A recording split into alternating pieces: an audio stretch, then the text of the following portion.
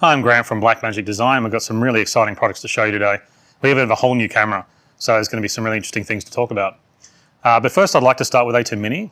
You know, the ATEM Mini customers are doing some really amazing work, actually some very creative work. You know, ATEM Mini just has so many different uses, and it's because it's so powerful. But it's often used on location, and the internet connectivity is really tough on your mobile because you've got to find someone to plug the Ethernet into, and that's often not possible.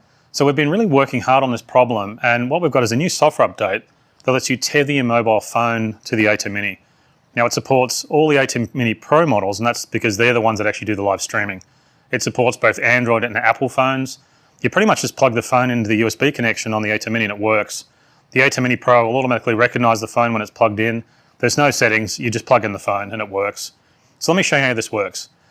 Now the ATEM Mini Pro here is set up to live stream to YouTube. And on the rear monitor, I've got the web browser with the YouTube display in it, so it's live streaming through.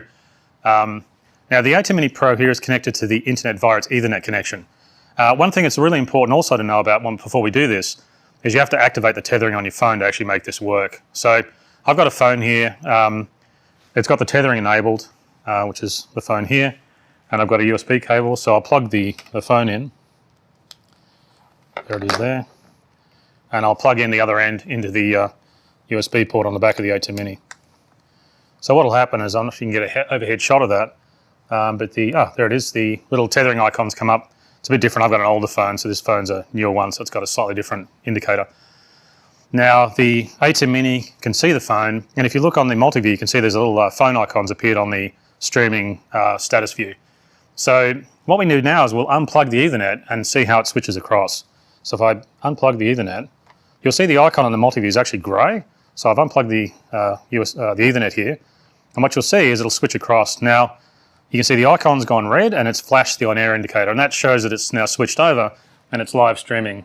And you see there's a little bit of an interruption to the live stream, but it's done a clean switch over, and now it's running with the phone data and not the Ethernet, because the Ethernet's not even plugged in. So let's switch back. So we'll plug the Ethernet back in and we'll unplug the phone, and you'll see that I'll straighten myself up here a little bit. So the overhead camera looks great.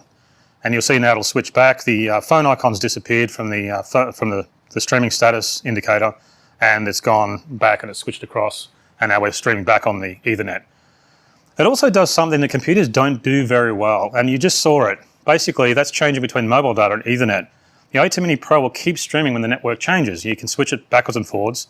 So if you have an Ethernet problem, you can plug your phone in. But a lot of times software applications actually need to be quit and relaunched, because they'll actually connect through one of the services and they don't really switch across. But ATEM Mini doesn't need to do that. It'll just switch live even while you're streaming, and you just saw how it did that. Because we've got full control. It runs Blackmagic OS, so we've got full control over the whole process of how we connect. And another thing I think it's really also important to think about with this phone tethering stuff is the mobile data speed. Phones can vary a lot in data rate. I mean, every internet connection can do that. Also, the data rate will go up with frame rate. So there's a lot of things to consider. Also, 5G phones are faster than 4G phones.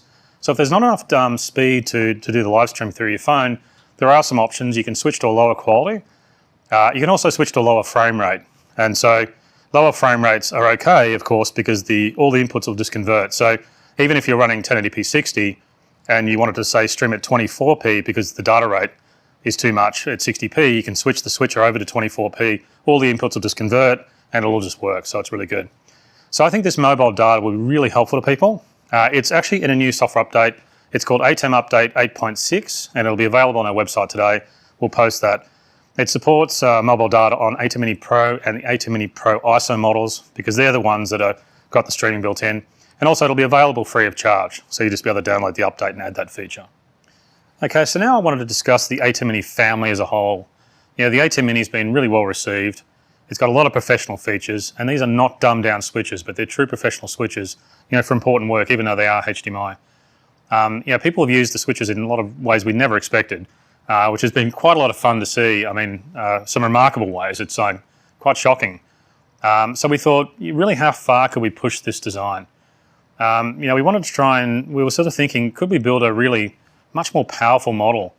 But how far could we take it? Like, really, how far could we push this? Could we build a high-end switcher, but kind of in an ATEM Mini design? And we weren't really sure if it was possible. You know, we've been working on this for a while, but it was a challenge we kind of set ourselves. You know, there's a bunch of challenges. Could we make it affordable enough? You know, could we keep the advanced electronics cool without fan noise, which is really important because often these switches are used in the same environment with the cameras, so you don't want the fan noise being picked up. Was it even really possible to fit a big switcher into an ATEM Mini design? So, well, not fit exactly. It has grown a little bit in size, but we've been able to do it. We've pulled it off, and the new model is called ATEM Mini Extreme. It's dramatically more powerful. I'll bring one out and show you. I've got one here, so here it is. It's quite big, as you can see. It's a much bigger switcher. You can see the size difference there. Try and straighten it up a bit. So you can see it's got a much bigger control panel, a lot more controls. It's a monster, this thing. So if you're looking for a more powerful ATEM Mini, then this is it. We've really gone for it. So actually, I'll start by showing you the back. Let me just put that aside. I'll move the phone out of the way. Let's have a look at the rear view. I don't know if you can get a close-up of that there. So there are a lot more connections on the back. So you can see that it's got the 12-volt DC input. Now it includes a bigger power supply because it's obviously uses more power. There's gigabit Ethernet built in. We're going to be able to use that for a few things in the future as well. So it's got tons of fast Ethernet. It's got the streaming built in, so it's a bit like the ATEM Mini Pro models, a bigger version of ATEM Mini Pros in some ways. So you don't need any external streaming software because that's built in. It supports YouTube, Facebook, Twitch, Twitter, Vimeo, and more, just like the ATEM Mini Pro models do. But it now has 2 USB connections. So this is important if you want to, maybe you want to use a webcam while you're recording to a USB disk at the same time. Or say if you want to do recording while you're live streaming via the phone, because it supports the phone tethering as well as the ATEM Mini Pro now does. Of course, you can still connect a USB hub, so if you want more devices, but I think it's really nice having 2 USB connections built in. It's much simpler. Now it's a HD switcher, so all the HDMI connections support up to 1080p 60, and it has 2 independent HDMI outputs. Now these work like aux outputs, so you can route different video sources to them. And this model has 8 inputs as well. Obviously it's twice the number of inputs. So more inputs means you can use more cameras, and that's really nice if you're using if you can't afford camera operators and you want to just use more camera angles, so you can just add more cameras. Now each input has a separate standards converter, so you could have 8 different video standards plugged in. You just plug everything in and it works. The microphones are the same microphones work.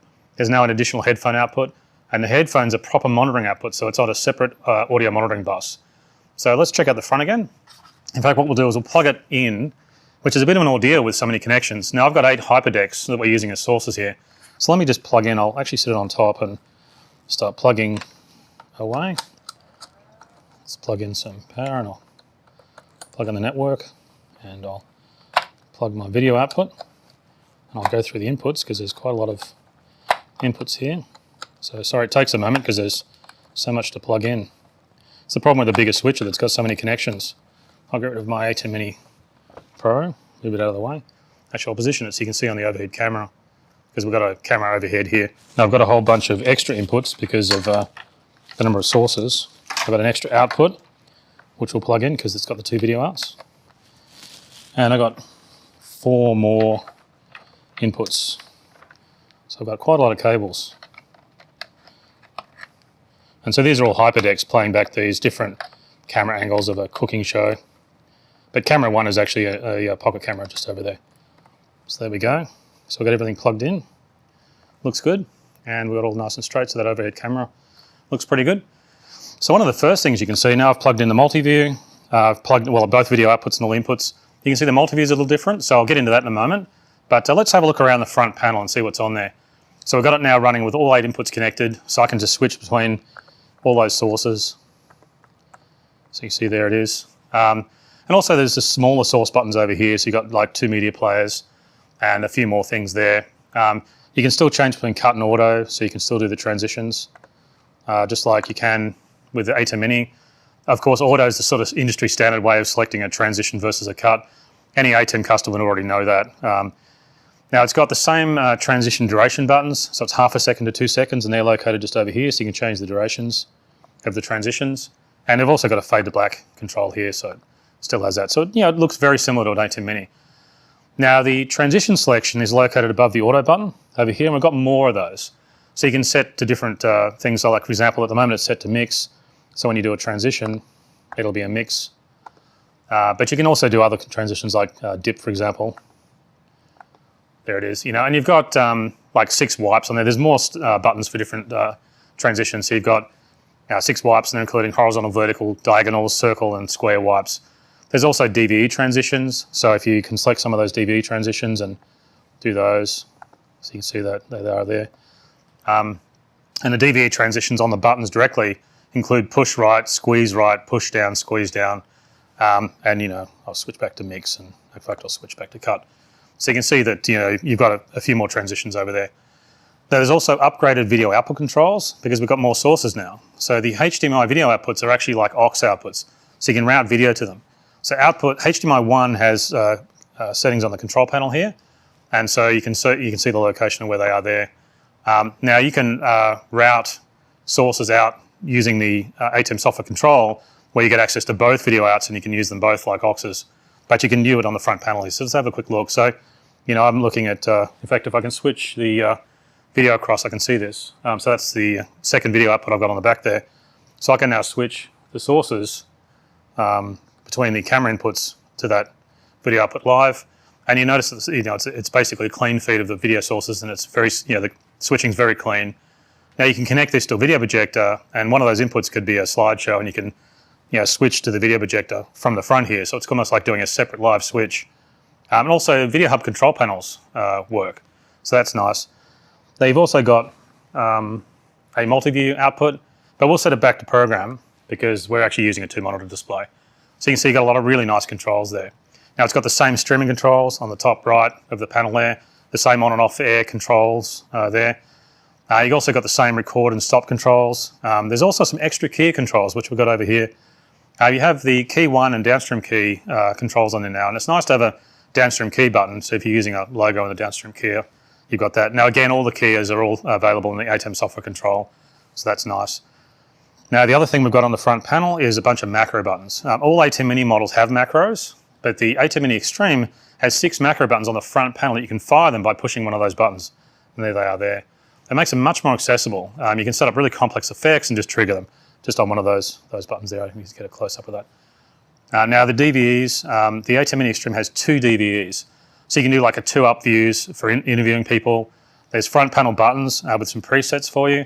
So you can select some of the DVE buttons, and I've got, I can select the DVE on there. You can see that's the 2-up. I've got the different views there. I can select a few of the different ones. See there on the bottom there's the 2-up view, and you can see I've got 2 there. So that's pretty nice. And you also, again, get full control of the DVEs from the ATEM software control. But these preset buttons make working with DVEs really fast. So I'll leave that. I think that's off here. That's off. Now the other thing we've got is a select bus. Powerful switches have what they call a select bus on the control panel. Now what it does, it allows you to control the sources into internal processing such as DVEs. So let me show you how this works. So say for example, something like the dip transition, which I'll select over there. Now we were using a color generator. When we did this before, there's a source for that dip, and we were using a color generator. That was why it was white. So when we did a dip, it went to, whoops, I've got to select order. So when I do a transition, you can see it was white. Because it was using a color generator, and that color generator is white. But what it allows us to do is we can change the source that we're going to use for that. Now the sources are along the top here, so you can see that, and the destinations are along the bottom. So, and the destinations include inputs to keyers, DVEs, the DVE video sources, the dip source, and a lot more. So the dip is along the bottom here. So let's have a look. There it is there. So that's the dip source. So we select that on the bottom row, and then you can see that it's showing the color generator on the top row. And I think we probably picked that up on the top camera, as you can see that. So we could change it to something else. So for example, if we change it to bars, now when I do a transition, whoops, I changed it to black. There's bars. So there you go. So now I changed the dip source to bars. So you can really see how fast it is to change sources on the front panel itself. So let's change something else. Let's change one of the DVEs. So I'll turn the 2-up view back on.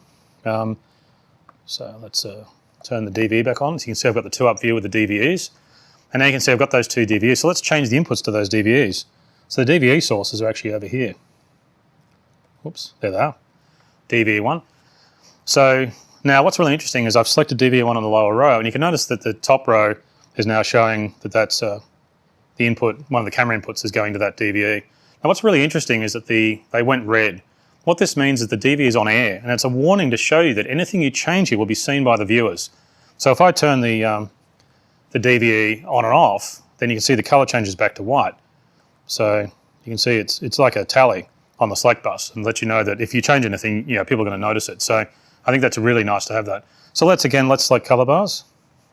So you can see I've got some color bars. I can select some different cameras. The camera numbers are over here, so I can go through different camera sources and select those into the DVE.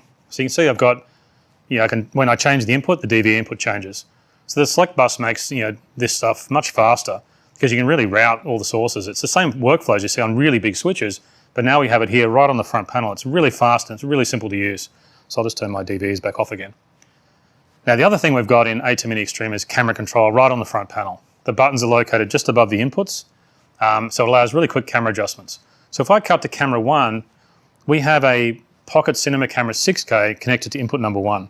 So I can cut to input number 1, which is just here.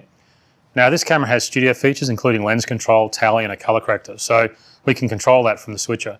So if I go between camera 1, if you can get a close-up of the screen on the back, you can see as I'm switching to the camera and back again, I've got the tally light coming on and off on the LCD on the back. Now iris is the default control. So you'll notice here we've got up and down arrows. So if I start adjusting those, you can see I'm now adjusting the iris. And that's the most common control you need, which is iris. Because if you're using outside, you're doing outdoor shooting, the lighting conditions can change. So you can track those lighting conditions. So you can see there I'm changing the iris. But there's also other camera settings you can control as well. So you just need to select the override buttons. And those 4 buttons above here, if you can see that, you can see them on the overhead camera. There's all the arrows here for the iris. But these 4 buttons will override those up and down buttons. And you can say, for example, we can press gain or, well, that's black, and then we can adjust that setting. Oops, there it is there. You've got to be fairly quick. So now there's buttons for overriding the levels for shutter speed, black, level, and focus. The focus one's actually quite interesting because if you, I'll show you basically how this works. If we just focus and really make the camera go out of focus. There it is there. So I've adjusted that camera way out of focus. Now what you can do is you can press and hold the focus button to trigger the autofocus in the camera. So if I just press and hold that button, you'll see now it'll trigger the autofocus in the camera. So it's a really great way of really fast using the camera's features itself to do the focus. Now the camera control is really simple, but it's surprisingly powerful. You have full camera control obviously in the ATEM software control, but it's quite useful to have all this on the front panel. And of course you can also use one of the ATEM camera control panels if you really want to go for it. Now the audio controls is another set of features on the front panel. They're very similar to the other ATEM Mini models. They're located above the inputs along here. With more inputs, we still have the full audio processing on all the inputs. So each input has audio processing it has a compressor, 6-band parametric EQ, limiter, expander, and more. That's on all the inputs.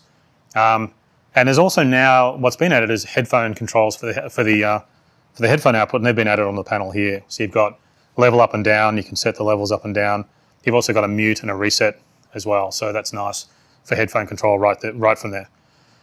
Now, even though that's the front panel, we haven't really described what's inside yet. Up until now, we've really only talked about the front panel controls, but the really big increase in power in this switcher is the internally. So what I'll do is I'll change over to the ATEM Mini software control and we can check this out. So, well, the first thing we can actually talk about is the new multi-view. So what I need to do is I'll plug in using USB into the software because we haven't got a connection up here. So let's plug in my USB and we'll plug in into one of the 2 USB ports that we've got on the back. So now we should have the ATEM software control come up. There it is. And so you can see the multi-view is a little different to the ATEM Mini Pro. I don't know if we can cut to that. We've actually taken the multi-view from the ATEM Constellation 8K. It's our best multi-view by far. It's an incredible multi-view, so this is why we wanted to really bring that across. So we've taken it from our top switcher. It still includes the audio meters on all the views. It still includes custom labels on the views, which the other ATEM Minis can do. The ATEM Mini Pros, the ATEM Mini Pros are the ones that have the multi-view. But now you can also select the number of views. It supports up to 16 views in total. So let me show you how this works. So over in the ATEM software control, all we have to do is go to the settings and select multi-view. And you can see here's our multi-view settings over here. So if I want to change to 16 views, for example, I just have to click on this little icon here and it'll now change to 16 views. So I can also change sources. So for example, I could change, well actually that's already on the audio status. So, or I could change it to, anything I really like, one of the color generators. Well, I've already got a color generator number 1 there, I could do it on color generator 2. So you can see it's quite nice, and I'll switch it back to my program view, which I have there. Now 16 views is really great with those two HDMI video outputs because you can use a 2-monitor setup, which is what we actually are showing you behind. I'll go back to a nice shot. So one monitor has the 16 sources on the multi-view, and the other one has the program view. So that's a really nice combination to have because you can use those two outputs to really give you that big program view, and then you've got tons of views on the multi-view. Now the ATEM Mini Pro also has a media player with 20 still frames. With the latest software update that we did on the ATEM Mini Pros, they even retain those still frames between a power cycle. But with the ATEM Mini Extreme, you now get 2 media players. So let's take a look at that. So if we switch to the media play page, I'll get rid of this there. And if I go to the media page, you can see I've got the 2 media players. And we can load a still into media player number 1. So I've just loaded a still into there. And I can load another graphic into media player number 2. In fact, the default media players have already set up to use slots 1 and 2. So now you have 2 video sources into the switcher, and you can see them on the multi-view. In fact, the multi-view by default shows the 2 media players there. Now, previously we showed you using DV preset buttons to turn on the 2 multi-views. We've got, DVEs. We've got 2 DVEs in the switcher. This is great for interviewing multiple people. You can show like 2 different interviewers at the same time, so it's really nice. So let me show you the DVEs in the switcher. So if I go across to the palettes, I can see I've got my upstream keyers, and there's the DVE. And you can see I can turn on that keyer. So there it is there. And I can move the DVEs around. This is where you do the adjustments. Whoops, I've got to click it there. You can see you can position those all over the place, and it's really change the size. And so 2 DVEs are really nice. So I'll turn off that key. So there's 2 key DVEs built in, and that's just really flexible. But with so many inputs, we also thought we could do a lot more. More inputs actually allow us to do some pretty exciting things. So we've actually included SuperSource in the ATEM Mini Extreme. Now what SuperSource is, if you don't know because you haven't used some of our bigger switches, SuperSource is 4 DVEs in a multi-layer compositing engine. So what this means is you actually get 4 video sources as separate DVEs in a layer stack. So you basically get a 4 DV kind of layering engine, plus you've got the 2 DVEs that are actually built in there. So that's 6 DVEs in total in the switcher. There's also, the SuperSource has support for a background graphic as well as a foreground graphic. Now a background graphic goes behind all those DVEs, whereas a foreground graphic goes over the front of the DVEs. And that's actually really very powerful because it allows you to create like really nice graphics with borders and things because it goes in front of the DVEs. Then it really creates nice borders on those DVEs. So it's really nice. And so SuperSource is fantastic for interviews where each interviewer has a separate picture-in-picture.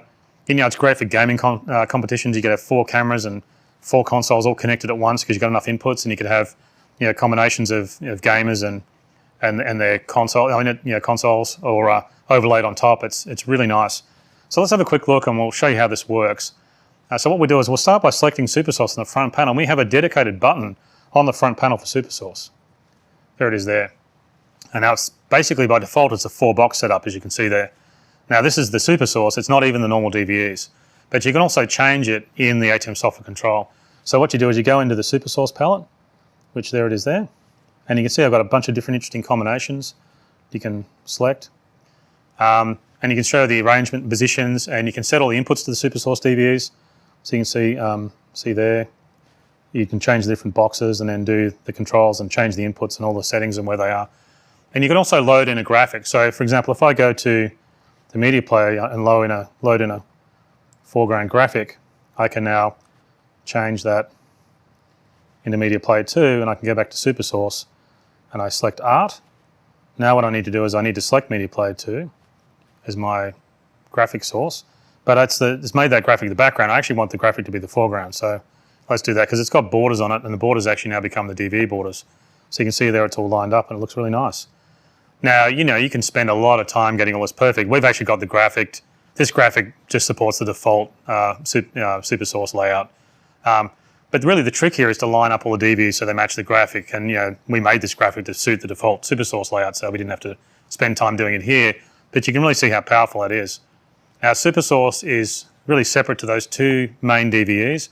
So that means they're still available if you need to use them for something else. Although I'm not sure how much stuff you can really put on the screen at one time. Now the other thing we've done with ATEM Mini Extreme is we have 8 inputs. So we can do a lot more with the keyers. So what 8 inputs mean is that ATEM Mini Extreme is big enough to actually do virtual sets. So we now have 4 ATEM Advanced chroma keys in this switcher, which means you can do 4 separate chroma keys at the same time. They're all completely independent. So that's basically means you could have 4 separate cameras that could have a dedicated chroma key each. So you can use basically the 8 inputs to do virtual set, to create virtual sets, 4 live cameras over 4 live backgrounds. So 4 of the inputs we'd use for the cameras and then key them, and 4 inputs would be used for the live rendered backgrounds that are coming in from the virtual set processing. Now a lot of virtual sets actually use our decklink cards. We even have a quad HDMI model. So I reckon third-party developers could even create some really interesting virtual set rendering machines. But you could also use macros and the media players to do fixed camera virtual sets. So let me show you the keyer palettes in the ATEM software control. So if I go across, I'll close the SuperSource one. Well, actually, we kind of showed you this before because we used it for DVs, but there they are there. See, they're 4 independent keyers. Now, what that means is you can control these with macros and you can switch the media players into the keyers. So what that means is you could create a fixed camera virtual set all in the ATEM Mini Extreme without any extra hardware. So each camera would have a pre-rendered background. So you could basically put that behind the camera. So you can key the camera over a green screen and then put that background in the back. And if you don't move the camera, you don't really need a live motion virtual set. You can just render out some still frames from a 3D model of a set and put them behind each camera and then use the macros to switch the media players into the keyers. So it's incredibly powerful having 4 independent chroma keys. I think it's going to make the whole virtual set thing possible. I mean, that's a whole new world that we could really pretty much open up. So it's really quite exciting. Now, of course, the big question then, what about bigger work? What happens if you want to take it even further? What happens if you want to build a bigger studio? So the ATEM Mini Extreme is really the perfect match for the ATEM 1ME Advanced panel. In many ways, that became our yardstick of how big this switcher should be. Let's just make it perfect for an ATEM 1ME Advanced panel. It's a totally professional setup. It unlocks a lot of the power in the switcher. There's dedicated buttons. I've got a few slides here that you can see. It's got dedicated buttons for all the switcher functions. The design is a very traditional broadcast switcher, so it's great for training and education. So using that ATEM 1ME Advanced panel is a really good way to use the switcher. The ATEM Mini ME Advanced panels behind me are connected to the ATEM Mini Extreme here. And so we're running the whole panel from there. Now it shows, the great thing is you can see, and I'll bring up some slides here, you can see that all the buttons have input labels, so you can have custom source names. Now there's 10 buttons on these panels, so that supports the 8 inputs of the ATEM Mini Extreme and plus the 2 media players all along that row. And there's a shift button, so you can switch to another 10 sources. You can also see there's a nice big T-bar fader handle. It's got direct access to the downstream keyers on the right-hand side there. You can see there's a select bus, which has got all the labels on it. So again, if you custom label the inputs, it's not just numbers, they're actually the custom labels. And that select bus will switch to macro control. So there's a macro button, and when you switch over, then all your macros, you can see them by name. So if you're using, if you've done a bunch of custom macros and you've labeled them by name, then you can actually see the actual proper names on the panel because you've got an LCD for the labels.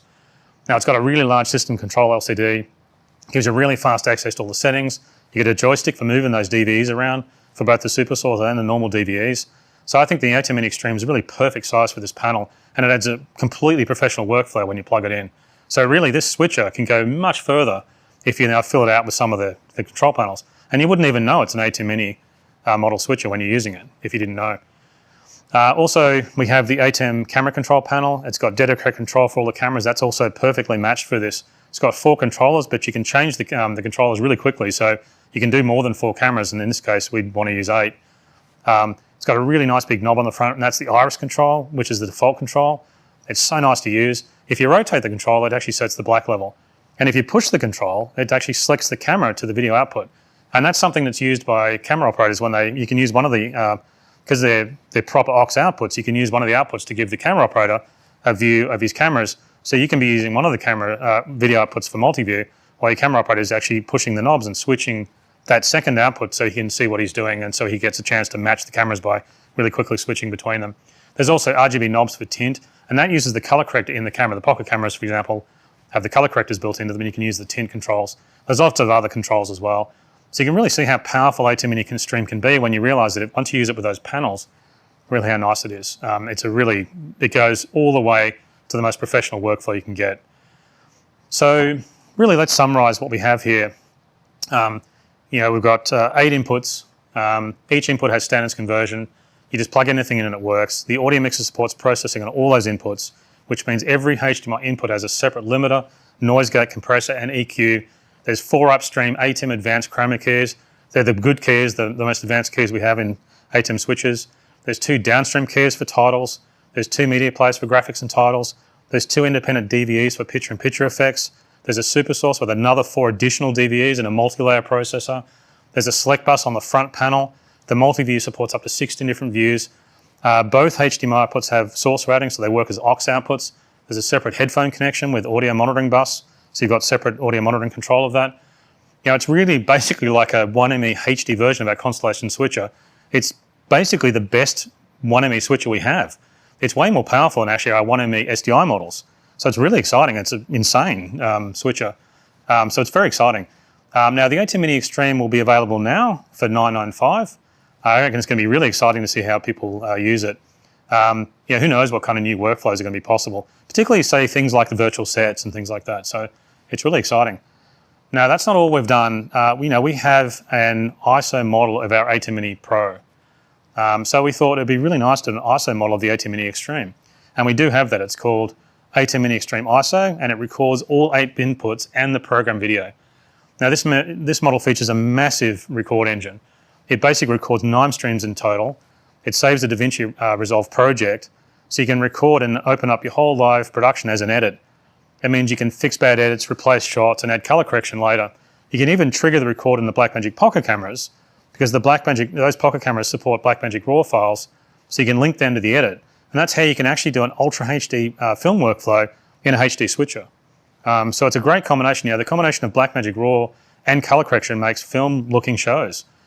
So obviously we wanted to have an ATEM Mini Extreme that can do that.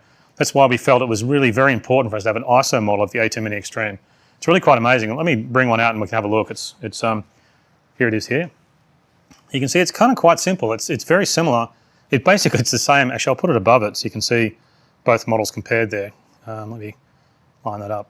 So you can see it's basically it looks the same as the ATEM Mini Extreme, except this is ATEM Mini Extreme ISO. So we'll plug it in, we'll transfer the connections across to this guy here. I'll put it on top because I think that might be the easiest way to transfer the connections. A little bit undignified for the switcher that's below it, but let's change the connections across. So input 3, input 4, input 5, there's so many inputs. Input 6, input 7, input 8, video output number 2. The connections on the back are exactly the same. I'll move our USB up and I'll change our Ethernet. Plug that, and my switch has really gone offline now, and then we'll plug in ATEM Mini Extreme, and I'll take that ATEM Mini Extreme out of the way. And let's line it up so we can get that overhead camera looking good. There it is there. So you can see it's all lit up and it looks very similar to the, set some of my audio there. So you can see it, basically it's the same as the ATEM Mini Extreme, except it's the ISO model. So it's I've got similar multi-view, everything's there. It's got some different setups in it because it's a different switcher. So now what I'll do is I'll plug in a flash disk, which I've got here. I've got 2 USB ports, so I can plug it into the second one. So I'll plug it in there.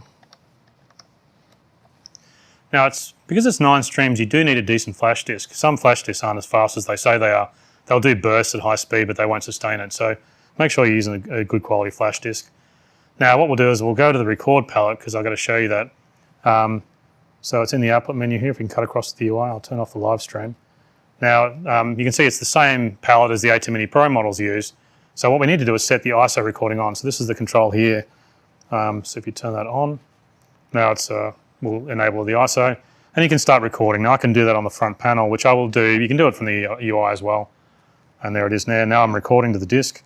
I can change between some of the different sources, do some cuts to different sources here, and I can do some transitions, maybe do some dissolves. There's a dissolve. So it's just like a real job. Got a nice fast transition there. Now it's worth mentioning that you can use a USB hub and use multiple disks. If you're recording with multiple disks, it'll move from disk to disk as each disk fills up, so you can record forever if you keep adding empty disks. You can also use a Blackmagic multi-dock, as it's 4 SSD disks on a single USB port. So that's really nice. Now, while it's recording, let's plug, I've got the USB actually, I'm controlling the computer via the USB. I'm not actually using it via the network, I'm using the USB connection. So I have webcam coming into the computer. So let's launch an app. I'll just use QuickTime Player. I had that open a second ago, so there it is there. And if I go to the file menu and use a video recording, I can show the webcam source. There it is there. So what I've got going on now is I've got a recording going on while I've got webcam source. And also, let's start streaming to YouTube. So if I turn on streaming, now I'll run the streaming. And so now I'm actually live streaming to YouTube, and it's now really heavily loaded up. I'm doing 9 streams of recording because I'm doing an ISO recording. I've got USB webcam going on the screen here, and I've also got live streaming to YouTube all at the same time. So now if I do some more transitions, I just keep doing that, and it's pretty nice. Now, what I can do is I can now stop recording and we can go and have a look and see what it looks like on the computer. So I'll stop recording, and I'll stop streaming as well. And I'll close this. Now I'll take my disk and I'll plug it into the computer so we can have a look what it looks like on the computer. So I've got 2 USB ports on the side of the computer. So I'll minimize my software controller, so if you can switch across to the ATEM. I don't want to use that as a backup. So there it is there. So here's my disk that I've just recorded on the ATEM Mini Pro ISO. So then I can open up the disk and see what's in there. You can see I've got a whole folder with all the files that have been recorded when I was doing my recording. Let's have a look inside. So you can see I've got my folder with my ISO files. You can see the 8 inputs there. I'll go back. I've got the audio source files. I've also got a program recording here. And this is the DaVinci Resolve ISO file. Sorry, this is the program file. So basically it's the edit. So if I double click that, I've got DaVinci running in the background, and it'll now open up that folder. And there's my edit. So this is what I just did on the switcher. So if you look at the timeline, this is the cut page. I did a whole bunch of cuts and some transitions over here. And then I was talking for a while, and I do love talking. And I was talking for a while, and then I did a few more transitions towards the end here. And you can see now that I can move edits around and really retrim and do all kinds of different edits. And if I go in here, I can see I've got my ISO files in here. And there's all my different camera views. So there's, that's just the recording from that one camera. So it's all really nice. You can do all kinds of editing. So, what's also great is the Blackmagic RAW files I record. If you can record them in the camera, you can change those over and link to those if you wanted to. Now, I can also use the sync bin so I can see all the camera views. So if I go up to the sync bin up here, what I've now got is, go back to my master. Now I've got all the camera views back in a multi-view because they're all synchronized. They've all got the same time code. Now I can run up and down and now re-edit, especially if you're using the speed editor. This is really fast.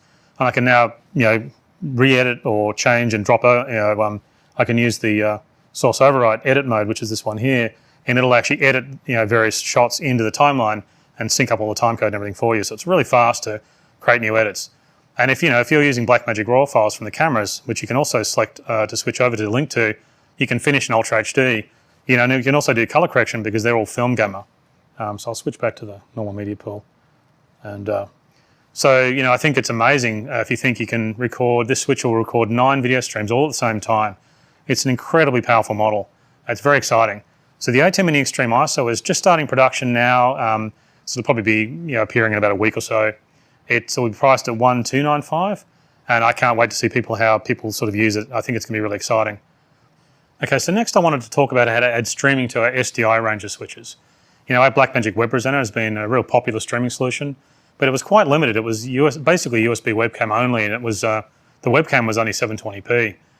So we wanted to totally redesign this model, but we also wanted to reposition what it was used for. So it was more than just a simple redesign. We wanted the new model to be more focused on sort of high-end workflows and to work with our most powerful switches that we have. The ATEM Mini in many ways can now handle the HDMI workflows. So we really wanted a newer model that was really designed for an SDI workflow only. We also needed a solution for ATEM Television Studio and our ATEM Constellation switches. So we've designed a whole new model, and it's dramatically more powerful. I'll go across here, and we've got a bit of space, and I can show you. I'll bring the unit out. So here it is. Here it is here. You can see the similar size. It's the same size as the old design, but it's a whole new design. Basically, our thoughts were it's a bit like a television transmitter for the streaming age. It's kind of the philosophy we used when we designed it. It's way more advanced than the previous model, and it has a lot more features. It removes a few of the features we don't need, like the HDMI input, because we don't need that now. but it's been designed specifically for high-end broadcast and live event work. So it's a much more sort of higher end. So we've repositioned it, and changed the underlying philosophy about what it's really now for. Now it's only a third rack width, so it uses our ATEM Mini rack shelves if you want to rack mount it. Let's have a look at the back. I'll turn it around. You can see the rear side. I think you get a close-up of that. So quite different to the old model. Now it's got a 12G SDI input, and it's got a 10x down converter on the input. So you can take any HD or Ultra HD input and stream to it. It doesn't matter what the input video is, it just works. You'll see that there's also a loop, there's one loop 12G SDI output, so you can loop out to other equipment. And what that lets you do is you can build like an array of web presenters for multiple platforms, or even redundancy. For example, you could use the one web presenter for the YouTube primary stream and a separate web presenter for the YouTube secondary stream, and you can loop the SDI input across to all those different web presenters for the different platforms. It gives you a lot of redundancy. Now there's also a HDMI and a 3G SDI monitoring output, which I'll talk about in a minute. The reason we put a HDMI output on there for the monitoring is because you can just plug a computer monitor straight in. So even though the newer model is designed for SDI workflows, having that HDMI in there means you don't need to use a separate converter just to monitor the output. Now it still works with USB webcam. You see there's a USB on the back there, but now it's 1080p webcam. So it's much better than the previous model, which was only 720p with the webcam. You can also see the Ethernet connections there. So it's got the live streaming now built in. It's got a professional H.264 codec built in. So it'll now live stream direct to the platforms, to the online platforms. You don't need any computer software now. It's all self-contained in this one small unit. And then you can use both the USB webcam and the live streaming at the same time. They both work at the same time. You can also see we've got two power options on the rear panel there as well. There's the AC for regular power, plus there's now a broadcast 4-pin 12-volt DC power for backup power. Now you could use that with a separate power supply, and so you'd have two AC sources, one direct and one using the power supply, or that could be a battery, so you could stay on air in a power failure. So it's really exciting. Now let's turn it around. We'll have a look at the front again, and we'll plug it in and get it up and running. We need to plug in a whole bunch of connections. So I'll plug in some power. I've got everything here. I've been plugging a lot of connections in today. So I've got some power. I've got my Ethernet, which I'll plug in. I'll use the HDMI monitoring out, which I'll plug in, and I'll plug my SDI source. When that SDI source is coming from the ATEM Mini here, so we've just converted the program out, so I can get a nice source there and plug it all in. So you should be able to see that on the front panel. Now, it's all up and running. Now the old models, the front panel was actually optional. Now it's included as standard, so you get that front panel as standard. Because it live streams internally, you really need the front panel for control. It's got that dedicated on-air button, so you really need to have access to that. And there's also menus as well. So let's see how that works. So we've got a computer up on the rear screen, if we can switch across to that. And that's got YouTube and a web browser, so we can bring the unit on air. And that's all there is to it. Now you can also do this from the utility. I've got a Mac over here, which I've got plugged into the network.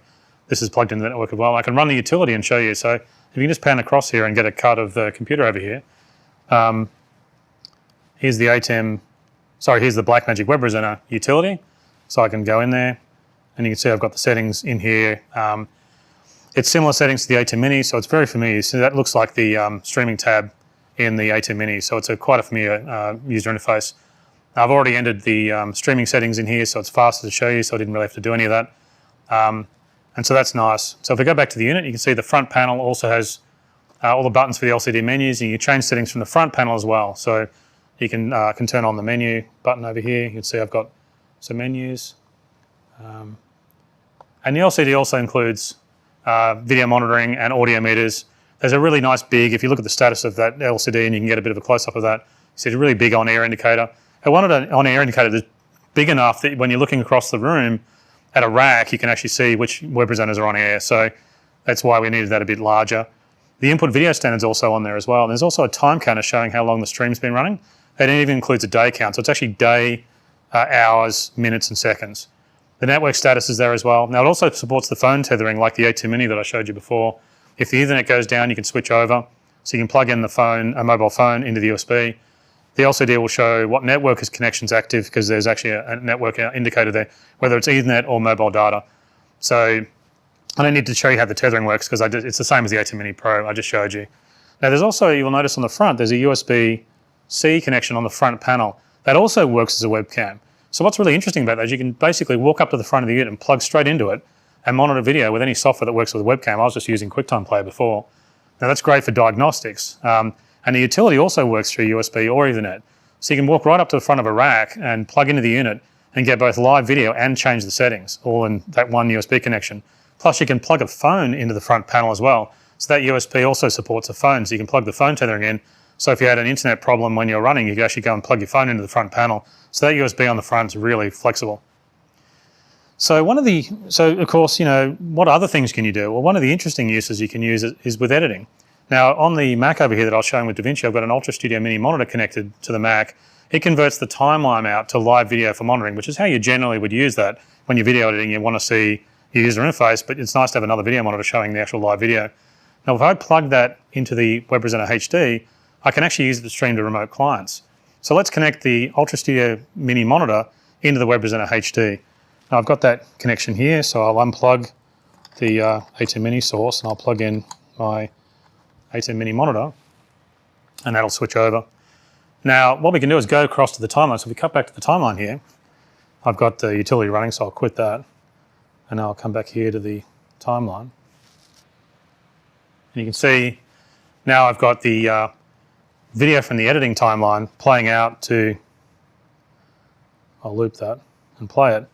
But this is my editing timeline now running out. And you can basically send the stream to clients and they can watch the edit. You just need to set the YouTube stream to low latency and it works really well. So you can see the Web Presenter is actually really flexible. You can use it for all kinds of tasks. I mean, who knows what else it could be used for. It's really quite nice. So remember the two monitoring outputs we talked about before. Let's connect those up and we can see how those work. So if we come back to the Web Presenter here. Now I've plugged in the monitoring. If we can switch it up onto the screen here, and we can see what's going on. In fact, I'll plug the switcher back in. I'll unplug the timeline and plug back into the switcher so I can do some cutting. So you can see there it is. Now you can see if I cut to that directly, I've got a feed into the switcher. This is a high-end broadcast streaming transmitter, so we really wanted to do something serious with the monitoring. So it includes a lot more information than you'd sort of expect on a simple monitoring out. Basically, it's got everything I needed when I worked in post-production. I was putting in digital systems back in the 90s, and I needed a lot of outboard gear that had different sort of information that I needed to make sure the whole system worked. I've taken pretty much all of that and just put it in this one tech monitoring output. So let me explain what's really going on this video output. So if you can cut to that, you'll see that output directly.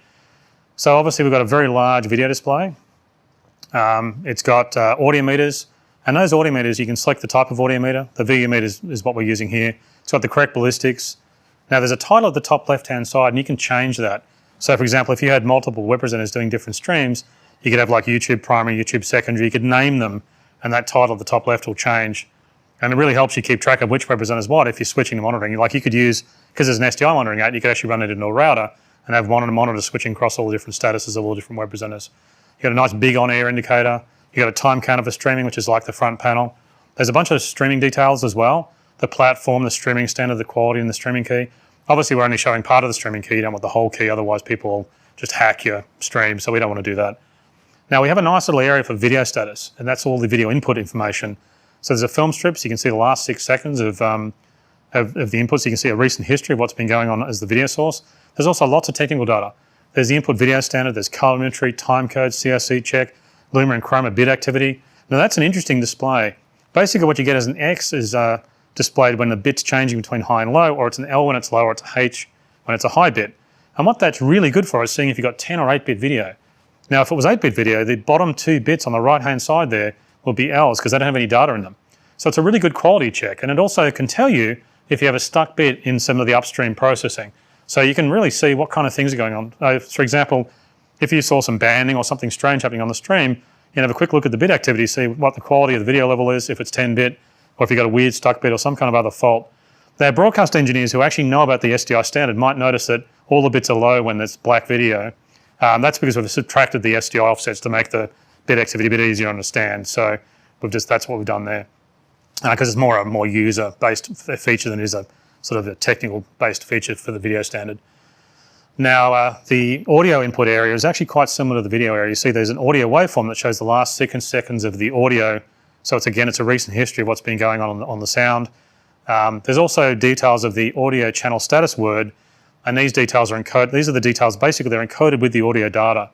Now we decode those bits and display the results. So you can see some of the information there, like sample frequency, emphasis, word length, origin, time of day, sample address. There's the aux bit status. Now not all products that do audio use this information, but generally audio works without it.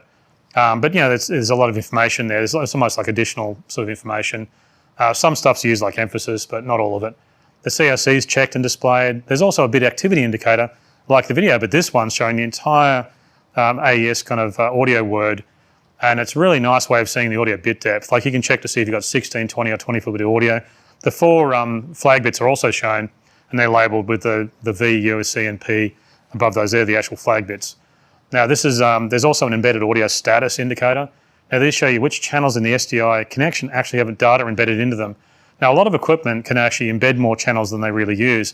Like for example our HyperDeck, if it embeds 16 channels, even if you've got it set to stereo, so there's only actually audio on 2 of the channels. But this is a great way to see what audio channels are present in the SDI connection. And if there's a channel present, it'll be displayed as a P. So you can see that there. Now you'll also notice at the bottom there's actually 2 graphs. Now this is the same data rate and cache indicators that are on the ATEM Mini, or the ATEM Mini Pro I should say, or the ATEM Mini Extreme now. But there's actually a graph of the last 60 seconds of the history of what's been going on. So the data rate for the last 60 seconds is really nice because it shows you kind of the recent history of the data rate needed to encode this video. Now the data rate is really dependent on the quality and the frame rate and also the input video. So there's a lot of things that can actually affect how much data you're encoding to. So what you're seeing here is what the codec is actually generating. This is the data rate the codec's generating. So it's also showing you what data rate you need from the network to get a good quality stream.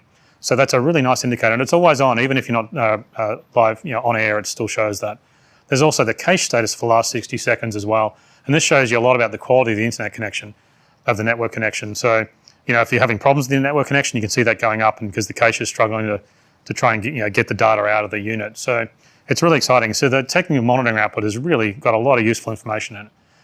Now the Blackmagic Web Presenter HD is going to be available now, and it'll be $4.95. And it includes the front panel with the LCD menus now. It's got the live stream built into it to go to YouTube, Facebook, Twitter and more. It also supports webcam via USB. It includes this broadcast technical monitoring, and it supports full remote control via the software utility on Mac and Windows. It's only a 1/3 rack width, so you can get like 3 streaming channels in a single rack width if you put 3 of them. But it really fits perfectly next to the ATEM TV Studio HD. It adds streaming to all their SDI-based switcher models. So we think it's going to be a really exciting product. So now I want to talk about Pocket Cinema Camera 6K. Now it's been received really well, and so like the 4K model, it's a true digital film camera. It's got a nice low light sensor in 6K, it's EF lens mount, so it works with lots of lenses. The large sensor is just perfect with EF lenses. There's so many Canon lenses around that have EF lens mounts, so it's very common to find great lenses with it. Records to internal cards as well as external USB discs. It's got 3D lookup tables. It includes Blackmagic RAW and Generation 4 color science. It's got a wonderful film gamma, supports ProRes recording. It's got Blackmagic OS. It's got a really big screen for a handheld camera. A lot of handheld cameras have tiny screens, but this is a big screen. Makes it really easy to focus. And there's tons of focus assist features.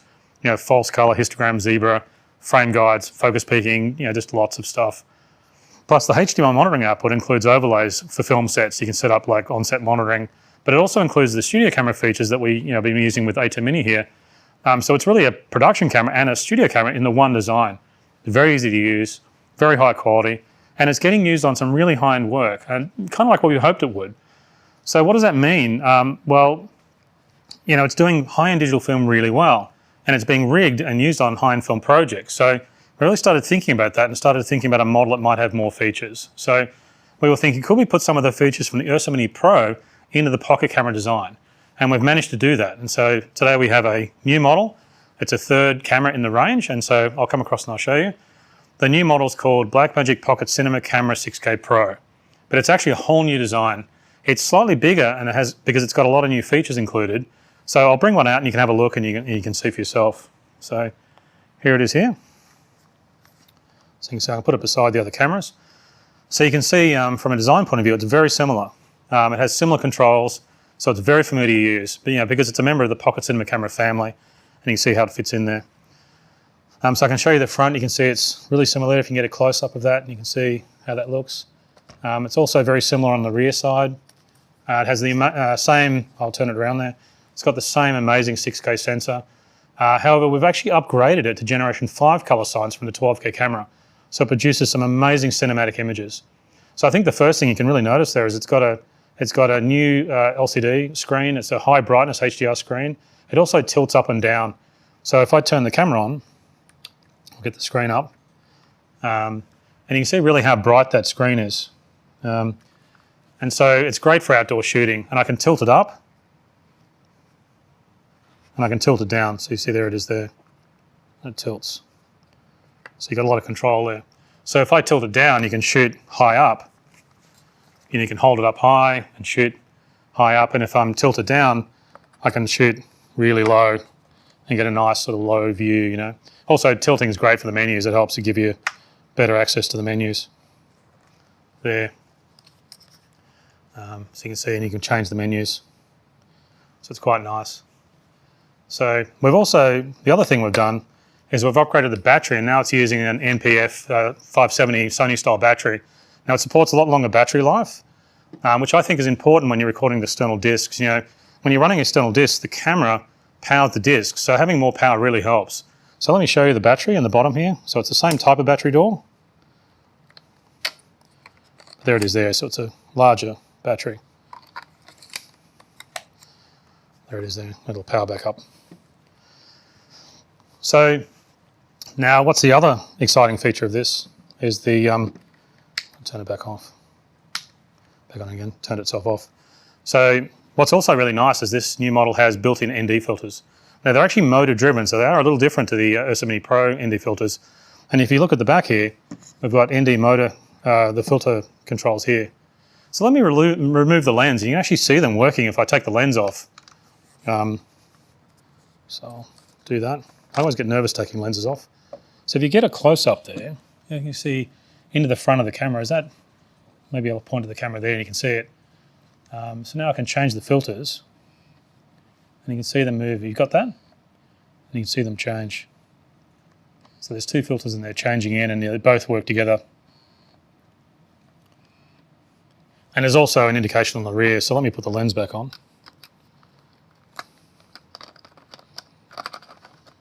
Oops, there I am. So if I go around the back here, you can see the ND filters changing. Again, if you can get a shot of that. There's the ND filters there. And you can see there's actually also a status on the LCD to show you what filters are applied. So I think it's much more flexible. I'll turn the filters off. It's fun, I could actually just sit here doing this all day. So it's great, of course, having the ND filters built in because it's much more portable solution. This is a portable camera, but it gives you total control of the shutter angle when you're in bright conditions because you can just pull those ND filters in, cut down the light. Now there's also support for an electronic, an optional electronic viewfinder. So there's a separate viewfinder that you can purchase and add to the camera if you need it. It's called the Blackmagic Pocket Cinema Camera Pro EVF, and it bolts right on top of the camera, right there. So let's have a look. I'll show you the EVF. I'll bring it out. You can see it's super tiny there. So you can see there it is there. I can get a shot of that. There it is there, and you can see the underside. That's where it plugs into the camera. And you can see the lens there, and so I've got a really nice glass lens. Yeah, it's a professional viewfinder with a glass lens. You know, most viewfinders are just plastic, and you know, especially for portable cameras, and they scratch easy. They don't look really clear. But this is a glass lens. It's very accurate. The focus, it's really clean and very clear. In fact, underneath, there's a focus adjustment on the bottom there, so you can adjust it. Now, because it's a professional viewfinder, we've actually also got eyepieces that are included with it. I'll bring them out. There's 4 eyepieces in total. So you've actually got some options. So you've got an eyepiece that's actually installed on it. Then there's a slightly larger version of that. Then there's also a very large one that's left and right-eyed. So you've got a few different options there. So I'll line them up there. And they come with it. So you don't have to buy them separately. Now the viewfinder is really easy to install. You just unscrew the cover on the top of the camera, and then you can install it on top. So let me show you that. I'll unscrew the cover on the camera. Got a screwdriver here.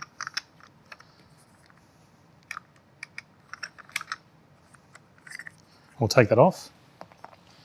There's the cover there. I'll just show you quickly. It's just a plastic cover, just covers over the hole. And now you'll see there's a space on the top of the camera. If you can get a shot of that, you can see where the viewfinder plugs in. So all I need to do is plug the viewfinder in. Probably should turn the camera off when I do this. And I'll tilt it up. There it is. I can tighten it down. Just finger tighten it. And there it is, it's installed on the camera. A shot there. Now it tilts up and down like I was just doing to install it. So you can see you've got a huge range. So you can imagine with a nice big eyepiece on there, you know, how nice that looks. Now the focus adjustment is under there. And if I turn the camera around, you can see, if you get a shot of that with the focus adjustment, you can see the lens move when I adjust the focus. Can you see that? So there it is there. So that's under there.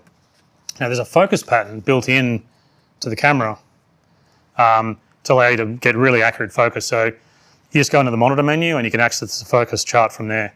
It's a really bright OLED display, so the sensor will, it's got a sensor on the back, so it turns the OLED on and off when you're not using it. And the main LCD will also turn off when you're using the viewfinder to save power. And you can see you can change the viewfinders, the eyepieces out. I'm actually left-eyed, so I like the left eye eyepiece. And so it's a real professional solution. Now, if we look at the side of the camera, you can see we still have the SD card slots on the side. So we've got them there, so you can open up the card slots. So you've got the same media that the other card, that the other models use. And we also have on the side connections here, so you can get a bit of a close-up of that. We've also got the very similar connections on the side. We still have the HDMI output for monitoring. We've got the USB for recording to external flash disks. We've got the headphone connector. We've also got the video type mic input connector, but we now have an extra XLR connector. So you can plug in two separate microphones, and they're both phantom powered, or you can of course plug in from professional audio gear. You can actually plug stereo XLR sources now. And then, you know, as far as phantom power goes, the new battery's got lots of power for the battery.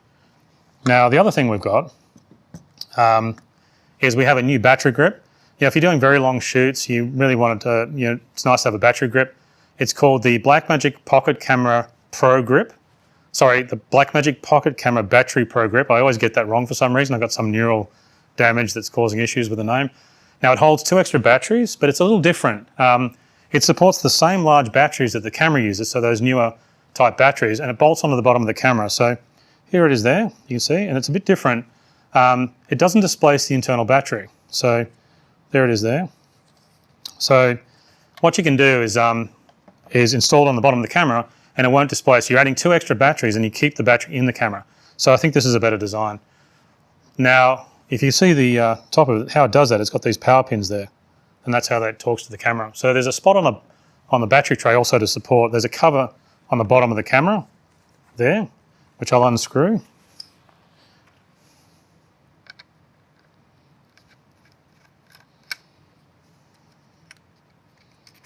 And what that gives you is access to the power pins on the bottom of the camera, and if you see if you can get a close-up of that. Now there's actually a spot on the battery tray to store that little cover I just took off, so you don't lose it. And then if you take the battery grip off, you can then reinstall that on the bottom. So let's put the battery grip on, and you can have a look. So basically just mount it down like that, and spin the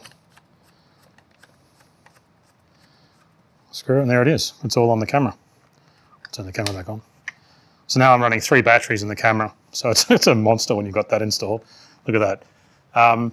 And the battery tray slides out, so you can slide the batteries out and you can change them. And the camera still runs, it won't turn off. So, and you can uninstall it by just running the screw thread back out again. And then you can take it off. So you can really just add it and take it off as you go. You know, it's really nice. And so that's the battery grip.